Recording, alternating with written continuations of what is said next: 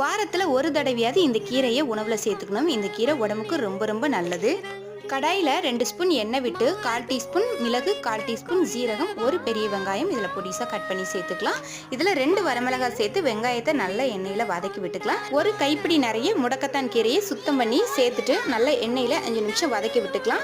இந்த அளவுக்கு சுருண்டு வதங்கி வந்ததுக்கு அப்புறமா இதை ஆற வச்சுட்டு ஒரு மிக்ஸி ஜாருக்கு மாற்றிக்கலாம். இது கூட 1/4 டீஸ்பூன் இஞ்சி பூண்டு பேஸ்ட், கொஞ்சமாக தண்ணி சேர்த்து இந்த மாதிரி நைஸாக அரைச்சி எடுத்துக்கலாம்.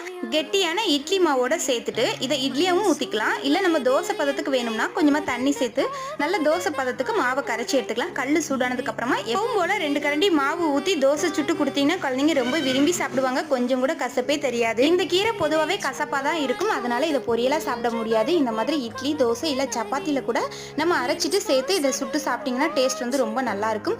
நம்ம உடம்புல இருக்கிற பல பிரச்சனைகளுக்கு இந்த முடக்கத்தான் கீரை ஒரு பெஸ்ட் மெடிசன். ஸோ கண்டிப்பாக உணவில் சேர்த்துக்கோங்க. வீட்டில் இருக்கவங்களுக்கும் செஞ்சு கொடுங்க.